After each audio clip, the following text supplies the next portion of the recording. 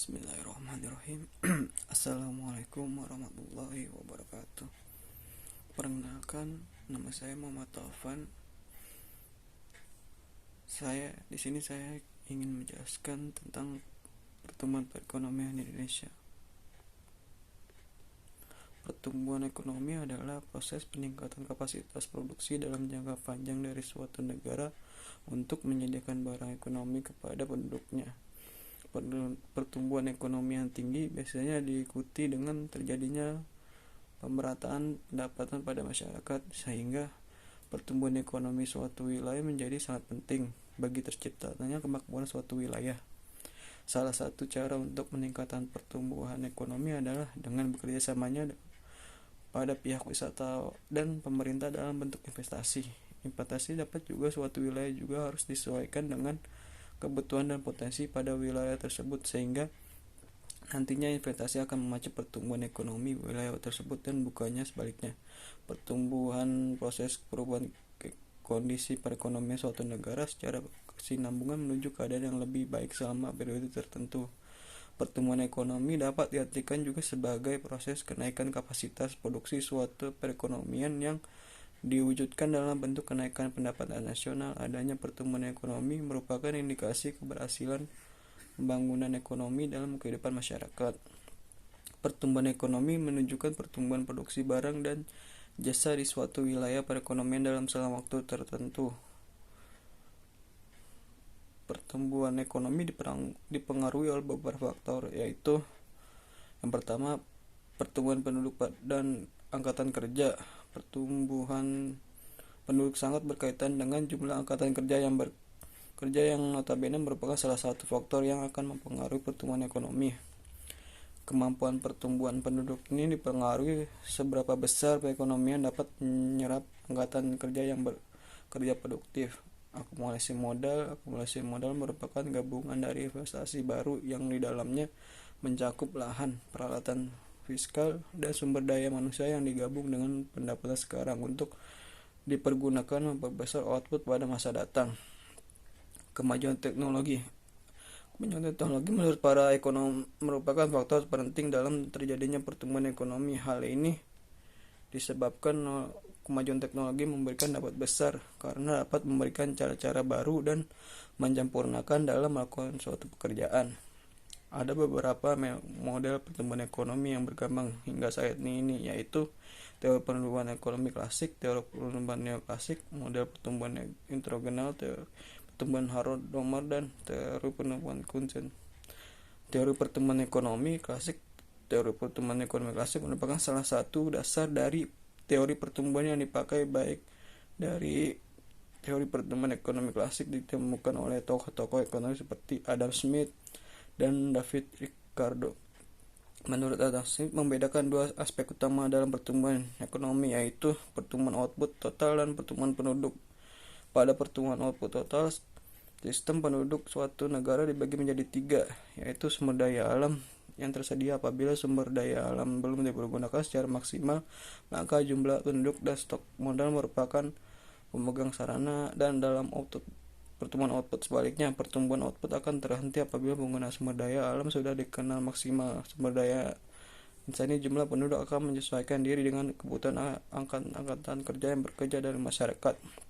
Jumlah dan tingkat pertumbuhan output tergantung pada laju pertumbuhan stok modal. Teori pertumbuhan klasik sedangkan dikembangkan oleh dua orang ekonomi, yaitu Robert Slowo dan Trevor Swan. Teori ekonomi klasik berpendapat bahwa pertumbuhan ekonomi bersumber pada penambahan dan perkembangan faktor-faktor yang mempengaruhi penawaran agregat. Teori pertumbuhan ini juga menekan bahwa perkembangan faktor-faktor dan produksi dan kemajuan teknologi merupakan faktor penentuan dalam pertumbuhan ekonomi. Teori klasik juga membagi tiga jenis input yang berpengaruh dalam pertumbuhan ekonomi, yaitu pengaruh modal dalam pertumbuhan ekonomi, pengaruh teknologi dalam pertumbuhan ekonomi, pengaruh angkatan kerja yang bekerja dalam pertumbuhan ekonomi. Model pertumbuhan introgenal menambahkan faktor-faktor yang bersifat yang berarti tidak terikat kepada kondisi internal perekonomian wilayah. Model ini hanya membahas satu daerah dan tidak memperlihatkan dampak lain. Bukan model ini disebut dengan model integrasional. Teori ini sebenarnya merupakan perluasan dari teori basis, sehingga ekspor diasumsikan selain ekspor pengeluaran. Pemerintah dan investasi bersifat eksogen dan saling terkait dengan satu sistem dari lain.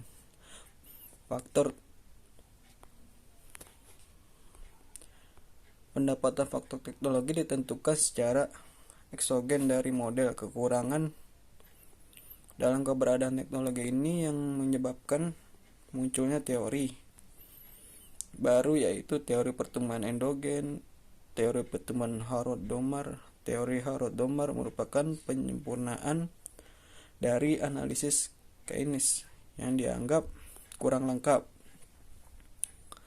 Dalam teori ini, Harrod-Domar menganalisis syarat-syarat yang diperlukan agar perekonomian bisa tumbuh dan berkembang dalam jangka panjang. Teori ini ingin menunjukkan syarat yang dibutuhkan supaya perekonomian bisa tumbuh dan berkembang dengan baik.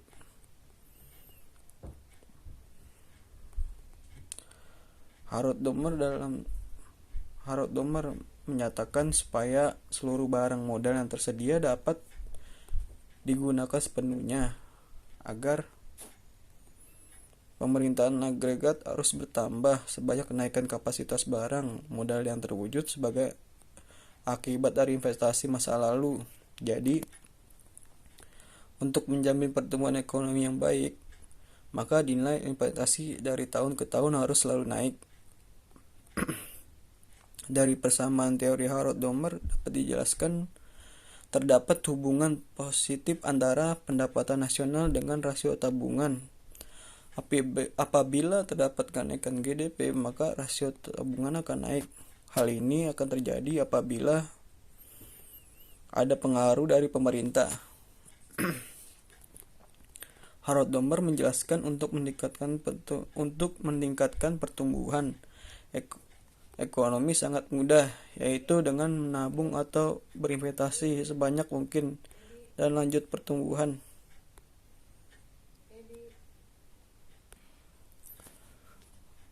Pertumbuhan ekonomi akan meningkatkan. Teori pertumbuhan menunjukkan adanya kemampuan jangka panjang dari pertumbuhan ekonomi suatu negara untuk menyediakan barang-barang ekonomi kepada rakyatnya. Hal ini dapat dicapai apabila ada kemajuan di bidang teknologi, kelembagaan, dan penyesuaian ideologi. Teori pertumbuhan Kuznets dalam analisisnya menambahkan 6 karakteristik pertumbuhan ekonomi suatu negara, yaitu tingginya tingkat pendapatan per kapita, tingginya produktivitas tenaga kerja, tingginya faktor informasi struktur ekonomi, tingginya faktor transformasi sosial ideologi, kemampuan perekonomian untuk melakukan perluasan pasar, adanya kesadaran bahwa pertumbuhan ekonomi sifatnya terbatas. Perhitungan pertumbuhan ekonomi yang sangat tinggi dan prosesnya yang berkelanjutan merupakan kondisi utama bagi kelangsungan pembangunan ekonomi.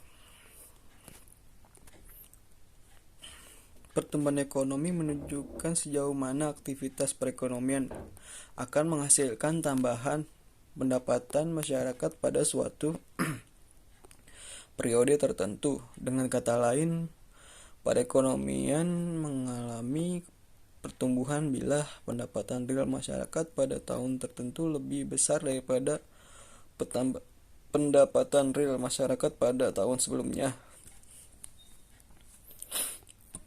Dalam pengertian ekonomi makro, pertumbuhan ekonomi adalah penambahan produk domestik bruto atau PDB, yang berarti peningkatan pendapatan nasional atau PNN.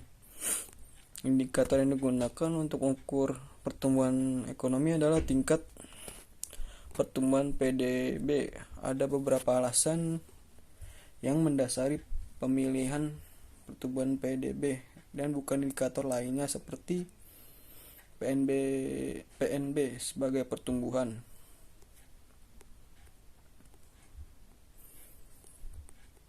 Artinya perhitungan PNB hanya mencakup nilai produk yang dihasilkan pada suatu periode tertentu. Perhitungan ini tidak mencakup nilai produk yang dihasilkan pada periode sebelumnya. Pemanfaatan konsep aliran guna menghitung PDB memungkinkan untuk membandingkan jumlah output yang dihasilkan pada tahun ini dengan tahun sebelumnya. Batas wilayah perhitungan PDB adalah negara perekonomian domestik.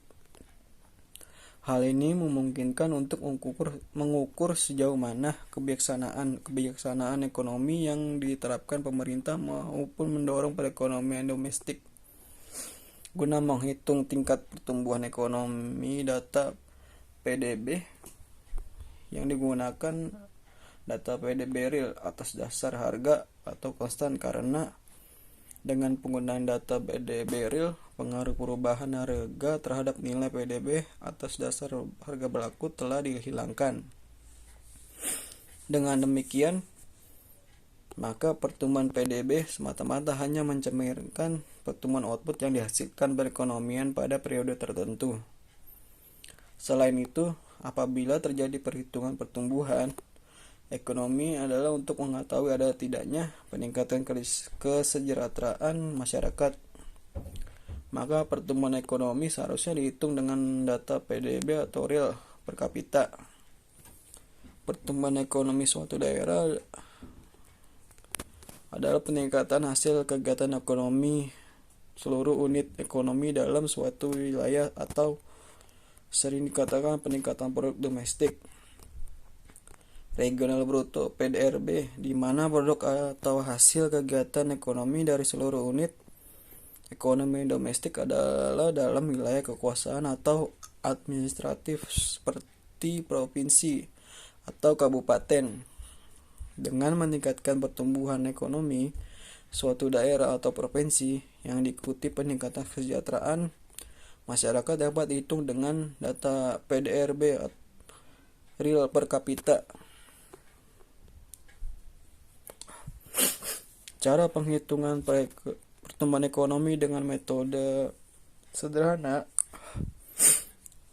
Cara menghitung pertumbuhan ekonomi dengan metode sederhana adalah yang paling sederhana adalah menghitung pertumbuhan ekonomi. Namun demikian, metode ini mempunyai kelemahan, yaitu hanya bisa digunakan untuk menghitung tingkat pertumbuhan tahunan atau hanya 1 tahun saja. Akan tetapi, jika mau menghitung pertumbuhan ekonomi dalam jumlah tahunan yang lebih banyak, tinggal ditambahkan saja hasil perhitungan setiap tahunnya. Formasi dari metode ini adalah sebagai berikut. Keterangannya yaitu pertumbuhan ekonomi periode triwulan per tahun, PDPT produk domestik bruto periode T berdasarkan harga konstan periode 1 sebelumnya, atau keterangan tingkat pertumbuhan ekonomi dalam suatu persentase atau persen PDBT sama dengan produk domestik.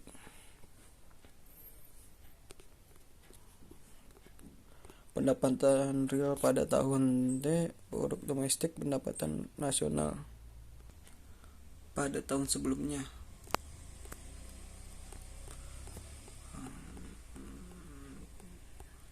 Tingkat pertumbuhan ekonomi dari tahun 2013 hingga 2017. Rata-rata pertumbuhan ekonomi selama periode 2013-2017 adalah tingkat pertumbuhan ekonomi dari tahun 2014 sampai 2017 tahun. 2014 yaitu 8,262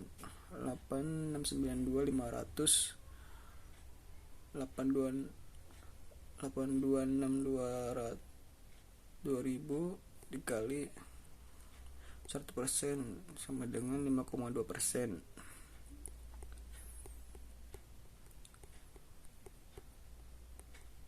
pertumbuhan ekonomi dari masa ke masa, antara lain dari eranya Soekarno. Indonesia mengalami 3 fase perekonomian di era Presiden Soekarno.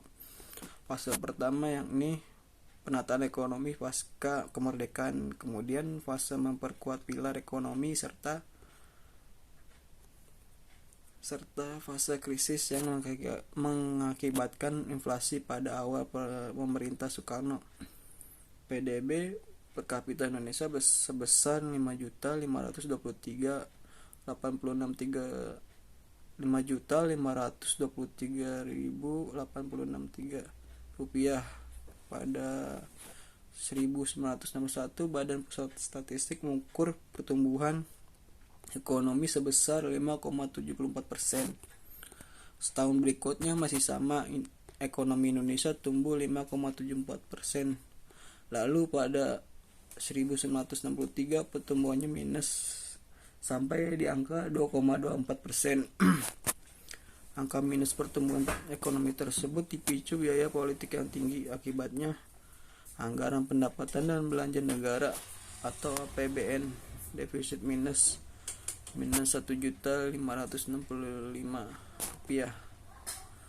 Inflasi melambung atau hiperinflasi sampai 600% hingga 1965. Meski begitu, pertumbuhan ekonomi Indonesia masih dapat kembali ke angka positif pada 1964, yaitu sebesar 3,53%. Setahun kemudian, angka itu masih positif meski turun menjadi 1,08%. Terakhir di era Presiden Soekarno, di tahun 1966 ekonomi Indonesia tumbuh 2,79%. Kemudian di era Soeharto dari tahun 1967 sampai 1998, masa kekuasaan Soeharto adalah yang terpanjang dibandingkan presiden lain Indonesia hingga saat ini. Pasang surut perekonomian Indonesia juga paling dirasakan pada eranya. Ia menjadi presiden di saat perekonomian Indonesia tidak dalam kondisi baik. Pada tahun 1967, ia mengeluarkan Undang-Undang Nomor 1 Tahun 1967 tentang penanaman modal asing. Undang-undang ini membuka lebar pintu bagi investor asing untuk menanam modal di Indonesia. Tahun berikutnya, Soeharto membuat rencana pembangunan 5 tahun atau Repelita yang mendorong swasembada. Program ini mendongkrak pertumbuhan ekonomi di Indonesia hingga tembus 10,92% pada tahun 1970. Ekonomi Lana Solotianingsih menyebut iklim ekonomi Indonesia pada saat itu lebih terarah dengan sasaran memajukan pertanian dan industri. Hal ini membuat ekonomi Indonesia tumbuh drastis. Setelah itu, di tahun-tahun berikutnya hingga sekitar tahun 1997, pertumbuhan ekonomi Indonesia cenderung tinggi dan terjaga di kisaran 6-7%. Namun, selama Soeharto memerintah, kegiatan ekonomi terpusat pada pemerintahan yang dikuasai kroni-kroni presiden. Kondisinya kropos, sehingga kegiatan ekonomi terpusat pada pemerintah dan dikuasai kroni-kroni presiden. Pelaku ekonomi tak menyebar seperti saat ini dengan 70% perekonomian dikuasai pemerintah. Begitu dunia mengalami gejolak pada tahun 1998, struktur ekonomi Indonesia yang kropos itu tak bisa menopang perekonomian nasional. Ketika krisis, pemerintah kehilangan pijakan yang bubarlah perekonomian Indonesia karena sangat bergantung pada pemerintah.